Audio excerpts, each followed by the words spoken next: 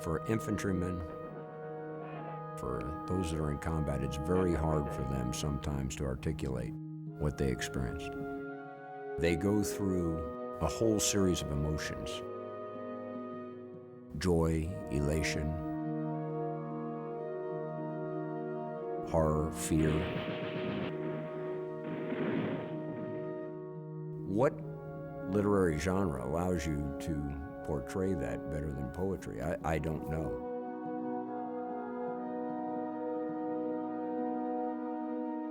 That's why I think poetry is so important. Many have said that it's very hard to articulate that experience, and I think poetry gives you probably the only way that you can deliver all of those feelings simultaneously.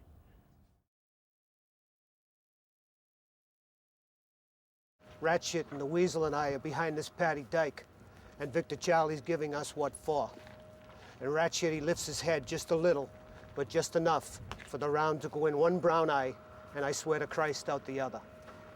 And he starts thrashing and bleeding and screaming and trying to get the top of his head to stay on. But we have to keep shooting.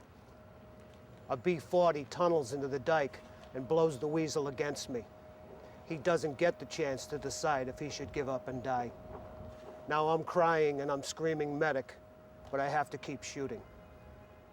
At this point, I always wake, and Big Black Jerome and Little White William, my brothers, are not dying beside me, even though I can still smell their blood, even though I can still see them lying there. You see, these two, they've been taking turns dying on me, again and again and again for all these long years, and still people tell me, forget Nam. I don't believe that the metaphor of the brotherhood of arms is strong enough. In combat, men become each other's mothers. We are talking about a clicking in of some very deep emotional mechanisms that bond soldiers to each other. And the grief that a soldier feels when a comrade is killed or severely maimed is akin to the grief of a mother whose child has just been killed. My father was a paratrooper in D-Day in World War II. And like many men after the war, when we were victorious, he arrived back home and was thought of as a war hero. He was a war hero, and then the rest of his life, he suffered from being a war hero. California Poppy. I was crying for you. You brought me a California poppy in the scented warmth under the eucalyptus. My father suffered from combat trauma, something that did not have a name then.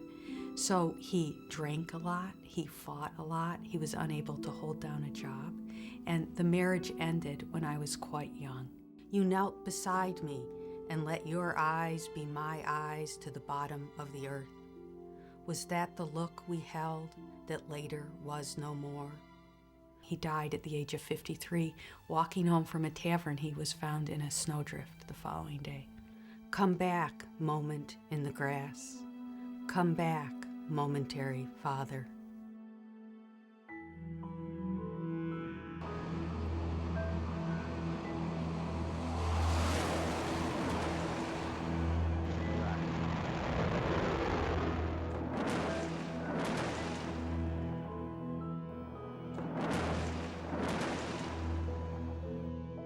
The wind was tired from carrying the coffins.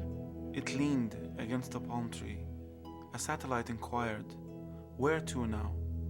The silence in the wind's cane murmured, "Baghdad," and the palm tree caught fire.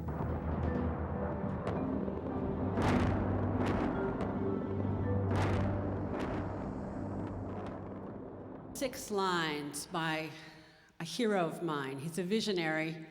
His name is Cameron Penny, and he is in the 4th grade. He is. He's amazing. He's in the 4th grade in a Michigan school. Cameron Penny wrote this. He said, "If you are lucky in this life, A window will appear on a battlefield between two armies. And when the soldiers look into the window, they don't see their enemies.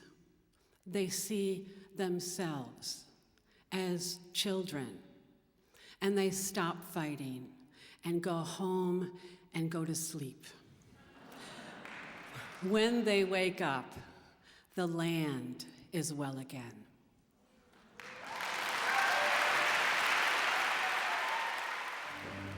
Two soldiers were killed. One had his head blown off. The other one had a big hole in his side. One guy was actually blown right out of his vehicle. The other one pretty much was killed and splattered over the rest of the people that were in his truck. They were surrounded. Fires coming from all sorts of directions. And we all thought we might make it out of here. It looked very, very close. What the hell are you waiting for, my God? Why don't you tell those bastards not to fight? For Pete's sake, send an angel. Burn a bush. The armies on each side were just thrown into this gap where they were chewed up. It was a zone of absolute horror, but in a rather limited area. "Oh, Jesus Christ, I'm hit," he said, and died. Whether he vainly cursed or prayed indeed, the bullets chirped. In vain, vain, vain. Machine guns chuckled, tut-tut, tut-tut, and the big gun guffawed. Another sighed, "Oh, mother, mother, dad," then smiled at nothing, childlike, being dead. And the lofty shrapnel cloud leisurely gestured, "Fool," and the splinters spat and tittered. "My love," one moaned. Love languid seemed his mood, till slowly lowered his whole face kissed the mud, and the bayonet's long teeth grinned. Rabbles of shells hooted and groaned, and the gas hissed. Poets tend to be humanists, and they tend to see things from angles that other people don't pause long enough to look at. Jesus smiled sadly from the photo taped to his gun's stock. Blood, like the rain, soaked everything. The medic, impotent, suspicious, like God lied. Death is easy to pronounce. He deserved to die. They ought to be shot. Hanging's too good for him. The words fall glib. Throwaway lines sentencing them to death. Distant observer, you speak without guilt or fear of misplaced allegiances. You just need something to say, that's all. The right sentiment, rightly declared, whichever way your loyalties blow in the gust of the smoke-filled air. A country burns. The death dealers deserve to die, you say.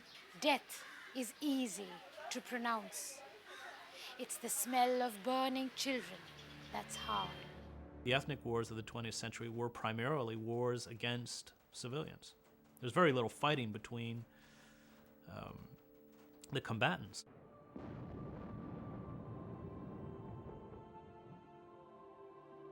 Civilians in modern war serve as either victims or adjuncts of the war effort.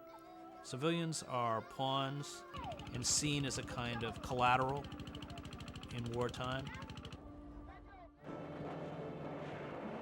The conflict in Colombia started a very long time ago, more than 50 years ago.